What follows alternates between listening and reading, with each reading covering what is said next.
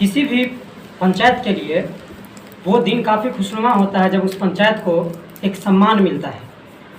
और आज मैं जहाँ बैठा हूँ वो बहादुरपुर प्रखंड के, दरभंगा जिले के बहादुरपुर प्रखंड के प्रेम जीवर पंचायत है।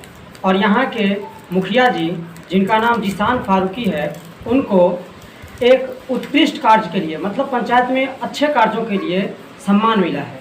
तो ये पंचायत वैसे ही आह्लादित है, खुशी से रोमांचित है। तो मैं ओम प्रकाश शर्मा और आप देख रहे हैं debate media network YouTube channel के माध्यम से मैं जिसान फारूकी जी के घर पे आया हूं और उनसे यही खुशी के लम्हों में कुछ बातें आह्लादित करने वाली, कुछ राज्य के मुद्दे और कुछ देश के मुद्दे पर चर्चा करेंगे। तो स्वागत है जिसान फारूकी जी आपका हमारे debate media network YouTube channel में। हाँ, बहुत बहुत धन्यवाद आपका भी बहुत स्वागत और अभिनंदन है प्रेम जीवर पंचायत में।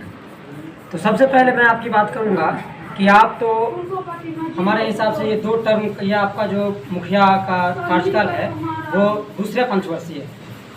तो इसमें इससे पहले भी आपने मतलब पहला पंचवर्षीय पार किया और ये दूसरी पंचवर्षीय है। इसमें ऐसे कौन से उत्कृष्ट कार्य किए जिसको लेकर के महामहिम राज्यपाल राजेंद्र प्रसाद आर्लेकर जी आपको सम्मानित किए? थोड़ा उस पर चंद शब्द में प्रकाशित करिए। देखिए, मैं आपके चैनल के माध्यम से आप सभी व्यूअर्स का स्वागत करता हूं और मैं माननीय महामहिम राज्यपाल महोदय का, आरसीपी ठाकुर जी, पूर्व केंद्रीय मंत्री जी का, हमारे पंचायती राज मंत्री मुरारी प्रसाद गौतम जी का, हमारे मित्र डॉक्टर मशकूर अहमद उस्मानी जी का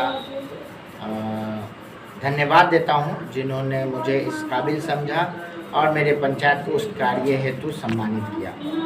यह सम्मान मेरे लिए बहुत गौरव की बात है। मैं अपने आप को गौरवान्वित महसूस कर रहा हूँ। पंचायत के किसी भी कार्य को प्राथमिकता से करना और सरकार के द्वारा जो भी योजनाएं आती हैं उनको आम जन तक पहुंचाना और आम जन को उस बारे में एग्रेसिव करना, यह हमारी जिम्मेदारी है और जवाबदेही है। इसलिए हम लोग को शायद इसमें हम लोग कुछ करने में कामयाब रहे हों, इसलिए मेरे पंचायत को चुना गया और मुझे ये सम्मानित किया। जहाँ तक मुझे ज्ञात है बहादुरपुर प्रखंड में 23 पंचायत है और 23 पंचायत में मेरे हिसाब से पहला पंचायत का नाम मैं सुन रहा हूँ प्रेम जीवर का, जिनको मुखिया जी को सम्मानित किया गया है। तो आपके हिसाब से जो है इस मतलब और पंचायत को भी सम्मानित किया गया क्या? और मुखिया जी वहाँ पे मौजूद थे? देखिए, जिस वक्त मुझे सम्मानित किया गया उस हॉल में 200 ग्राम पंचायत के सम्मानित मुखिया जी मौजूद थे, जो पूरे बिहार से थे। और उस वक्त संयोगवश बहादुरपुर प्रखंड से तो मैं अकेला था। और लेकिन इसका ये मुख्य उद्देश्य नहीं है कि बहादुरपुर के और जितने भी मुखिया जी हैं वो कार्य नहीं कर रहे हैं, ऐसा नहीं है। ये एक तरीका था, जिन्होंने फॉर्म भरा या जो लोग इंटरव्यू में शामिल हुए उनमें से किसी को चुना गया। लेकिन हमारे जो ग्राम बहादुरपुर प्रखंड के और भी जो मुखिया हैं वो अच्छा कार्य कर रहे हैं। मैं उनके कार्यों को भी सराहना करता हूँ। ऐसा नहीं है कि मैं वन मैन आर्मी हूँ, ऐसा कुछ नहीं है। मैं अन्य पंचायत से भी सीखता हूँ और चाहता हूँ कि मैं ऐसा कुछ करूँ जो मेरे पंचायत को एक अलग पहचान देती रहे। बस इसी सोच के साथ मैं आगे बढ़ता रहता हूँ। बाकी ऊपर वाले का आशीर्वाद और हमारे जो शुभचिंतक हैं उन सबों का आशीर्वाद रहता है और इस वजह से मेरे द्वारा कोई ना कोई ऐसा कार्य होता रहता है जो मुझे और इस पंचायत को सम्मान दिलाने का काम करता है। तो इस सम्मान के लिए कोई क्राइटेरिया होगा जिसके तहत ये सम्मान में आपको जो है सम्मिलित किया जाता है, तो क्राइटेरिया पर थोड़ा प्रकाश डालेंगे? निश्चित तौर पे क्राइटेरिया होता है। वो कोई भी पंचायत का एक ऐसा योजना जो बहुत ज़्यादा डिफरेंट रहा हो, यानी स्पेशली सरकार का उस पर दिशा निर्देश नहीं था कि ये आपको करना ही है। कुछ योजना सरकार शर्त कर देती है आपको, यह काम आपको करना ही है। और कुछ योजनाएं ऐसी होती है जो आप अपने स्वेच्छा से एक नए स्कीम के तौर पे ला के करते हैं। जैसे हमारे पंचायत में आपको एक नई चीज़ दिखेगी कि अभी हर जगह सरकार के द्वारा सोलर स्ट्रीट लाइट लगवाया जा रहा है। लेकिन आप मेरे पंचायत में घूम के देखें तो यह योजना 2020 में ही करा लिया गया। 2020 में हमारे पूरे पंचायत में 220 स्ट्रीट लाइट लग गया। ये एक ऐसा योजना था जो सरकार अब करना चाह रही है, हम लोग पहले कर लिए, तो ये एक डिफरेंट वर्क था।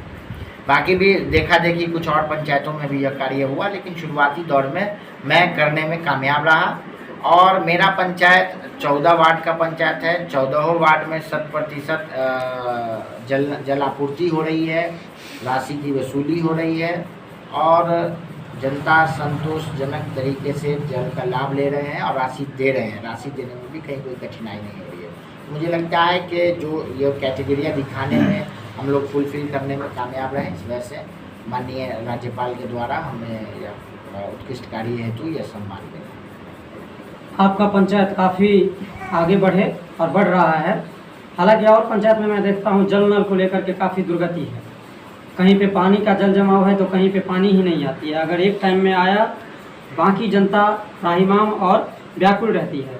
और मेरे पंचायत में जैसे बरुआरा पंचायत है, आपके बहादुरपुर प्रखंड में भी पड़ती है, एक ही वार्ड है, वार्ड नंबर 10, जिसमें 12 घंटे का 12 घंटा पानी आती है। तो आपके वार्ड में, चाहे आपके पंचायत में, कितने घंटे आप पानी देते हैं? देखिए, सरकार का जो निर्देश अनुसार 12 का 12 घंटा पानी नहीं देना है, कि पूरे दिन पानी ही देते रहेंगे। बिजली बिल आती है और फिर मोटर को जब तक रेस्ट नहीं देंगे, पाइपलाइन को रेस्ट नहीं देंगे तो डैमेज हो जाएगा। तो हम लोगों ने नियम बनाया हुआ है, सुबह 6 बजे हमारे यहाँ पानी स्टार्ट हो जाता है, 9 बजे दिन तक पानी चलता है। फिर हम लोग 12 बजे दिन में पानी चालू करवाते हैं, 2 बजे दिन तक पानी चलता है।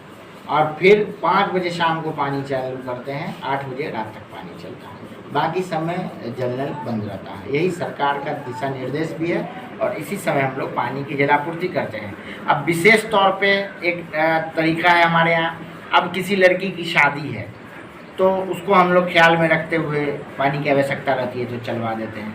किसी के यहाँ कोई मृत्यु हो गया तो उसमें पानी की आवश्यकता होती है तो चलवा देते हैं।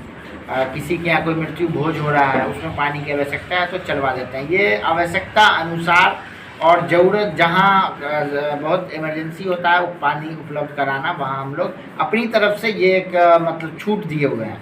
हालांकि सरकार के निर्देश में ऐसा नहीं है। सरकार के निर्देश में तो समय पे आपको चलाना है और जल नल पे आप देखेंगे समय लिखा हुआ है कि इतना बजे से इतना बजे तक ही जल नल चलेगा, क्योंकि 24 घंटा अगर पानी चलाते रहेंगे तो फिर तो जल नल खराब ही हो जाएगा, या फिर जो मोटर है उसको भी रेस्ट चाहिए। बिजली का बिल आता है, सबसे बड़ी बात है।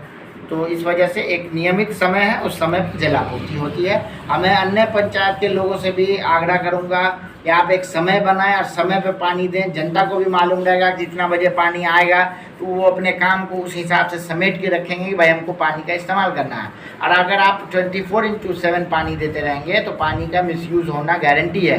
और मैं आपके चैनल के माध्यम से सभी लोगों से आग्रह कर रहा हूँ, कृपया पानी को बचाएं।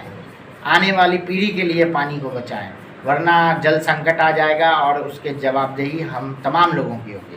और हम तमाम लोगों को चाहिए कि अपने आने वाली पीढ़ी के लिए जल को बचाएं, जल का संरक्षण करें, अपने यहाँ सोख्ता बनवाएं। सरकार के यहाँ स्कीम है, सरकार मनरेगा से सोख्ता बनवा के देती है। चापाकल के बाद आप एग्रेसिव तरीके से मिलें, बातचीत करें, मुखिया जी से आग्रह करें, आप PRS से आग्रह करें और करवा के आप अपने सोख्ता बनवाएं, लेकिन जल को बचाएं। तो बाकी अभी जो है देश में धार्मिक उन्माद का माहौल है। हर एक जगह जो है आप अल्पसंख्यक वर्ग से आते हैं, इसलिए आपसे मैं थोड़ा इस पर विशेष टिप्पणी करूंगा कि धार्मिक उन्माद है और आपके वर्ग पे खास करके आरोप आता है कि धार्मिक उन्माद फैलाने में आपका ज़्यादा बड़ा हाथ होता है। इस पर आपकी भावना तो आहत होती ही होंगी, इस पर कुछ बताइए। देखिए, देश का ज़मीनी स्तर में ऐसा कोई माहौल नहीं है। ये चंद जो राजनीतिक लोग हैं जिनको अपना पॉलिटिकल बेनिफिट चाहिए, वो इस तरीके का माहौल बनाते हैं। मैं अपने आपको अपना मिसाल देता हूँ। मैं अल्पसंख्यक समुदाय से आता हूँ और मैं जिस पंचायत से मुखिया 2 बार से हो रहा हूँ, हिंदू बहुल पंचायत है। अगर इस तरीके का मामला होता तो मैं कभी मुखिया होता? कभी लोग मुझे अपना नेतृत्व करने का अवसर देते? बिल्कुल नहीं देते। कहीं ना कहीं भाईचारा बचा हुआ है इस देश में, कहीं ना कहीं भाईचारा है तभी एक अल्पसंख्यक समुदाय के लोगों ने अपना नेतृत्व करने का मौका दिया। तो सबसे पहले समझने की ज़रूरत यह है कि ज़मीनी स्तर पे हम जैसे मामूली लोग को रोज़गार की ज़रूरत है सरकार से। हम जैसे मामूली लोग को बेरोज़गारी जो परेशान कर रही है उससे निजात की ज़रूरत है। हम लोगों को ज़रूरत है कि महंगाई से छुटकारा मिले। हम लोगों को ज़रूरत है कि मुफ्त शिक्षा मिले। हम लोगों को ज़रूरत है कि मुफ्त स्वास्थ्य में इलाज मिले। लेकिन सरकार चूँकि ये सब देने में केंद्रीय सरकार पूरे तौर पे विफल है और प्रधानमंत्री जी को कोई फ़र्क नहीं पड़ रहा है। तो इन लोग को आदत है इस सब का रहेगा। जनता देख रही है, समझ रही है और आप जल्द देखेंगे 2024 में जनता इन लोगों को सबक देगी और जगह पकड़ाएगी। सर, अभी बिहार में जो है जाति जनगणना होने वाली थी, उस पर हाई कोर्ट ने रोक लगा दिया और बाद में फिर अभी जो है बिहार सरकार की जीत हुई है और फिर से जाति जनगणना शुरू होने वाली है। जाति जनगणना को आप किस तरह नज़र से देखते हैं? देखिए, सबसे पहले तो मैं हाई कोर्ट के इस आदेश का स्वागत करता हूँ। जाति जनगणना तो होनी चाहिए, स्पष्टता तो हो, स्थिति है क्या, लोग जाने तो सही अपनी स्थिति।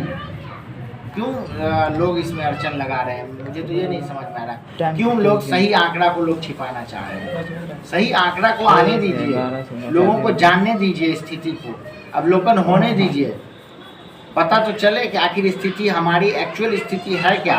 अब तो एक लंबे समय से आंकड़ा लगाया जा रहा है, आबादी इतनी है, फला की इतनी है, चिला की इतनी है। अरे जिसकी आबादी जितनी है उसको उतना अधिकार लेने दीजिए। और ये देश हमारा है, इस देश में गरीबों का भी अधिकार है, सिर्फ पूंजीपतियों का अधिकार नहीं है। इस देश में गरीबों को भी जीने का हक है और ये देश संविधान से चलेगा, किसी के हिटलर शाही से नहीं चलेगा। इसी का करारा जवाब है कि हाई कोर्ट ने आदेश दे दिया है कि आप जाइए और जनगणना करिए। और कल ही मुख्यमंत्री के तरफ से जो सचिवालय से आदेश भी निकल गया है हर जिला पदाधिकारी महोदय को कि आप जल्द से जल्द इस सर्वे का कार्य स्टार्ट कराइए। सर, केंद्र सरकार का कहना है कि राज्य सरकार ये अपने फ़ायदे के लिए, पॉलिटिकल फ़ायदे के लिए करवा रही है। तो जब मेरा कहना है कि पॉलिटिकल फ़ायदे के लिए करवा रही है तो केंद्र सरकार को भी ये पॉलिटिकल फ़ायदा लेना चाहिए। निश्चित तौर पे यही तो समझने वाली बात है। आप क्यों नहीं ले रहे हैं फ़ायदा? तो आपको तो पता है, आपको कराना है हिंदू मुसलमान, आपको दो भाई को लड़ाना है। हिंदू मुसलमान सिख ईसाई क्या है भाई? भाई है ना, जो एक लंबे समय से साथ रहते आ रहे हैं, दुख सुख में रहते हैं। मेरे यहाँ तो कोई भी मामला होता है, मेरे पिताजी का देहांत हो गया, आप विश्वास करें जितने मुस्लिम समुदाय के लोग मौजूद थे उससे अधिक हिंदू समुदाय के लोग मौजूद थे मेरे साथ और मेरे हमदर्द बन के मेरे तकलीफ़ को बांट रहे थे। मेरे बेटा का एक्सीडेंट हो गया तो हॉस्पिटल में 300-400 हिंदू समुदाय के लोग खड़े थे और आपको यकीन दिला रहा हूँ मैं, विश्वास कीजिए कि कोई 20,000 रुपया लेके खड़ा था, कोई 30,000 लेके खड़ा था, कोई 10,000 लेके खड़ा था इसको रख लीजिए भैया, इसको रख लीजिए, आपको ज़रूरत होगा, काम आएगा। मैं इसको कैसे भूल सकता हूँ? मैं कैसे मान लूँ कि हिंदू समुदाय के लोग मुस्लिम समुदाय को पसंद नहीं करते हैं? मैं मुस्लिम समुदाय से हूँ और हिंदू भाई मेरे साथ एकदम कंधा से कंधा मिला के रहते हैं, मेरे हर दुख सुख में खड़े रहते हैं। अभी अगर एक मैं फ़ोन कर दूँ मैं इस परेशानी में हूँ, 50 हिंदू भाई मेरे मदद के लिए सामने आ जाएंगे। तो इसलिए मैं इन चीज़ों को एकदम सिरे से नकारता हूँ कि आम लोगों में इस तरीके की भावना है। इस तरीके की कोई भावना नहीं है, हम लोग मिलजुल के रहते हैं और ये देश जो है वो सब धर्म से मिली जुली देश है। यहाँ तो आप देखें कि कोई भेदभाव था ही नहीं। ये सरकार आई अपनी पॉलिटिकल बेनिफिट के लिए अनाप शनाप हरकत कर रही है, जनता देख रही है, जनता जवाब दे रही है। तो बहुत बहुत धन्यवाद। हम अभी बात कर रहे थे प्रेम जीवत पंचायत के मुखिया जी श्री जीशान फारूकी जी से। इनसे हर एक मुद्दे पे बात हुई, इनके पंचायत को लेकर के, राज्य को लेकर के, देश को लेकर के। तो हमारे चैनल के माध्यम से मुखिया जी आप हमारे दर्शकों को क्या संदेश देना चाहेंगे? यही कि बस भाईचारा बनाए रखिए, हम एक थे, एक हैं और एक रहेंगे। तो आप देख रहे थे डिबेट मीडिया नेटवर्क और मैं आपका होस्ट और दोस्त ओम प्रकाश शर्मा। देखते रहिए डिबेट मीडिया नेटवर्क और ऐसे ही ज्वलंत मुद्दों पे और ऐसे ही छोटे छोटे गांव के, शहरों के खबर पे नज़र डालते रहिए। धन्यवाद।